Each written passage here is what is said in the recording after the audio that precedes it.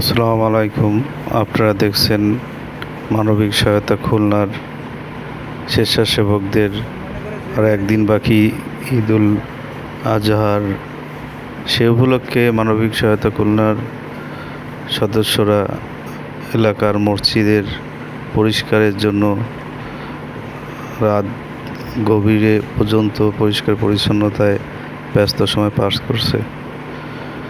মানবিক সহায়তা খুলনা মানুষের সেবায় সার্বক্ষণিক নিয়োজিত একটি সংগঠন। হ্যাঁ, আমাদের সবুজ ভাই আল্লাহর ওলি, সে সবসময় নিঃস্বার্থে মসজিদের কাজ করে। হ্যাঁ, এই জন্য আল্লাহ তার বিশাল একটা দান করুক, তার সাথে সাথে নেককার একটা